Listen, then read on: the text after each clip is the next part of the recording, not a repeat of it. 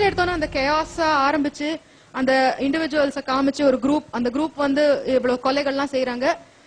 Police என்ன நினைச்சுக்கிறாங்க, ஒரு psycho கொலைகாரன் தான் இருக்கான் போல இருக்கு அப்படின்னு நினைச்சுக்கிறாங்க. Everyone thought that. So but actually it's a gang. But ஃபைனலா என்ன ஆகுது, இந்த கேங்க பிடிச்சிடுறாங்க. அதுல ஒருத்த மட்டும் தப்பிச்சு போறான். சோ அவன் வந்து he continues murdering. அந்த மர்டர். சோ இவங்க ஆக்சுவலி பிடிச்சது வந்து நல்லதா கெட்டதா வேஸ்டா என்ன அப்படின்ற ஒரு என்ன சொல்ல வரீங்க ஃபைனலா வந்து ஐரனி சொல்றீங்களா, பாத்தீங்களா இப்படி ஆயிடுச்சு பாத்தீங்களா அப்படின்னு சொல்றீங்களா? ஒரு டபுள் ஐரனி மாதிரி இருந்தது.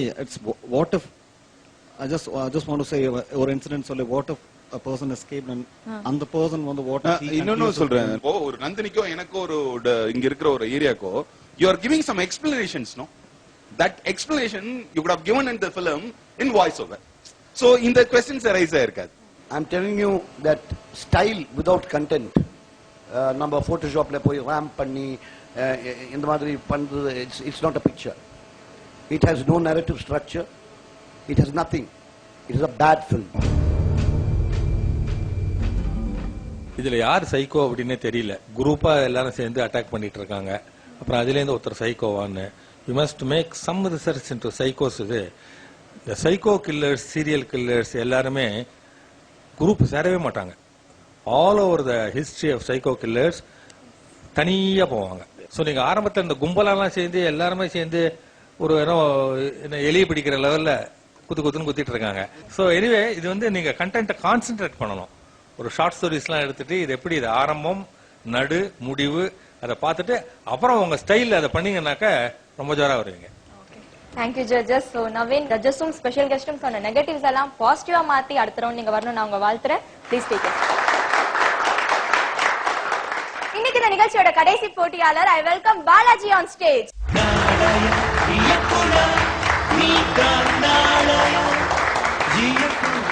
பாலாஜி, பேஸ்ட் ஆன் ட்ரூ ஸ்டோரியில நீங்க கொண்டு வந்திருக்க ஸ்டோரி என்ன? என் படத்தோட பேர் வந்து அடிடெயில்.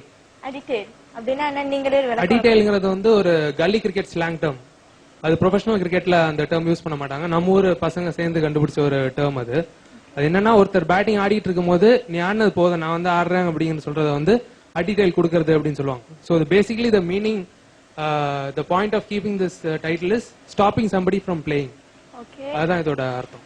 ஓகே, ரொம்ப வித்தியாசமான பேரா இருக்கு. உங்க படமும் வித்தியாசமா இருக்குமா நாங்க காத்திருந்தா பார்க்கணும். Let's watch your movie. All the best. Thank you. டேய் சீக்கிரம் வாடா, நேரம் அவங்க ஆரம்பிச்சிட்டு இருப்பாங்க. வரேன்டா.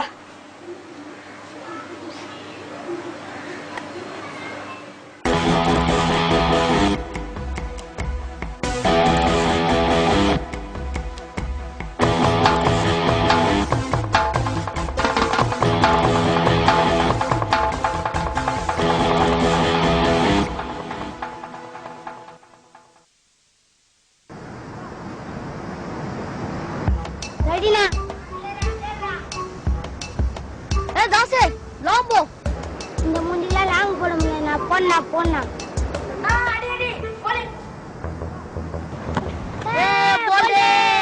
தோடா இந்தியா கேட்டு உன்னை நின்று வர ரெண்டா சொன்ன பாப்பா பெஞ்ச் டெம்போ காட்டுற. போடா போடா. Sorry sir. யார் நான் லேட் ஆச்சுண்ணா. இவன் தானே அந்த புது பையன். பேட்டிங்கா போலிங்கா? பேட்டிங். நான் செம்மையா ஆடுவானா. 5 ஓவருக்கு 50 ரன் அடிச்சானா. நிஜமாவாடா? 5 ஓவர் மேட்ச்ல 50 அடிச்சா? ஆமாண்ணா. ஏய், அந்த மேட்ச் எனக்கு ஆடுறியாடா? உன்னை ஓப்பனிங் இருக்கிறேன். சரி சரி வாடலாம். ஏய், பேட்டிங் முடி.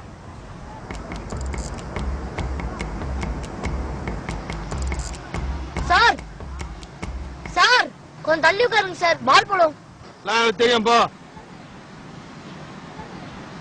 ஏ புது பையா, லெக் சைடுல அடியா, ஆஃப் சைடுல மெயின்டைன் பண்ணு. சரிண்ணா. சபர் சபர் சக்கி தேவரா சக்கில ஒரு பக்கி வந்ததே. கட்டியானி செம்தியா வாங்க போறே டீம்.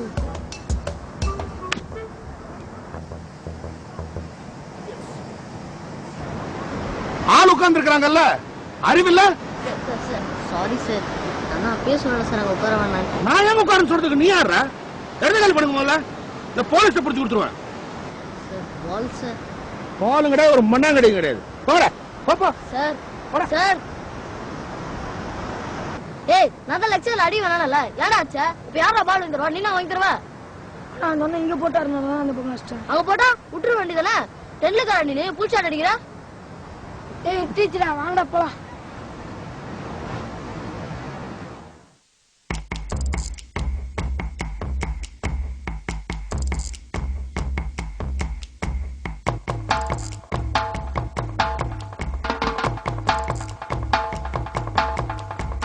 என்னடா இப்படி பண்றாங்க? இனிமேல் எங்கடா விளையாடுறது? எனக்கு ஒருத்தர் வந்து ரவுண்டா மாட்டி விட்டுருக்காரோ.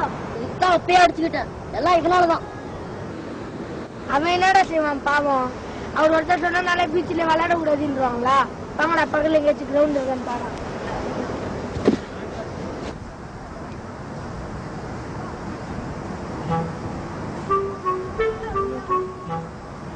ஐயோ இவங்களை எல்லாம் விட்டுறாங்க, நம்மள ஒண்ணு தொலை பண்றாங்க.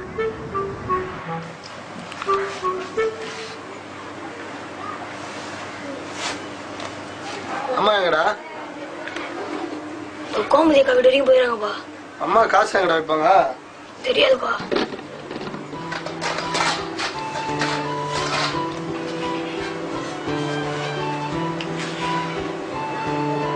லீவு தானே உனக்கு? வயசா இருக்கிறதுல உன்னை வேலைக்கு தானே போக சொன்னேன். இல்லப்பா. நான் இல்லப்பா, இதனால கிரிக்கெட் விளையாடுறதுனா என்கிட்ட தப்பாச்சிருந்த போட்டாங்கல்ல சட்டம். நாலுல இருந்து ஒழுங்கு முறை தான் வேலைக்கு போறேடா.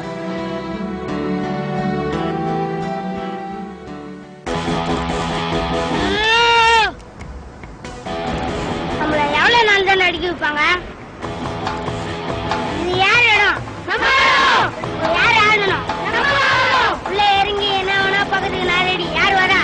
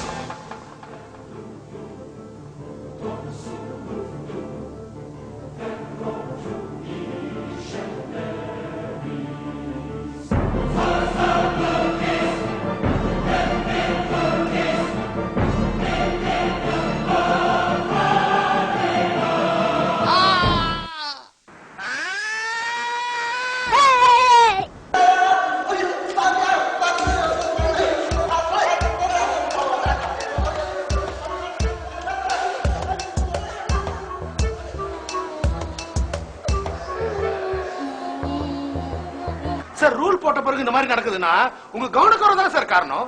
சார் 24 மணி அதே பார்த்துட்டு முடியுமா சார்? நடக்கிற விஷயம் தான் சார். டேய் போர்டு வச்சா படி தெரியுது. ஏன்டா எங்க தாலியா இருக்கிறீங்க? சார் இந்த ஒரு தடவை மன்னிச்சிடுங்க சார். இனிமே விளையாட மாட்டேன் sir. Cricket cricket cricket it's getting Crazy I say. Sir இங்க டாஸ் சார் நம்ம பேட்டிங்.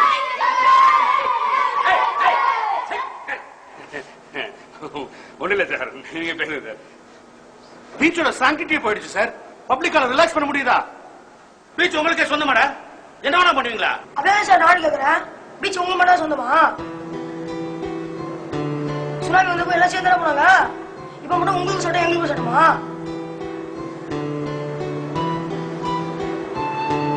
ரோட்ல ஒரு நாள் வெளியே ஆக்சிடென்ட் இருக்கு. இப்போ வண்டியை ஓடணும் சொல்றீங்களா? நான் ஒரு நாள் கிரிக்கெட்டோட வீட்டு விட்டு வெளியே வரணும்னா எங்க அப்பா என்ன வேலைக்கு அனுப்பிடுவாரு தெரியுமா? வாங்கட போலாம். நாளைக்கு விளையாட மாட்டேன் சார். I don't care. என்ன பண்ணுங்க சார்?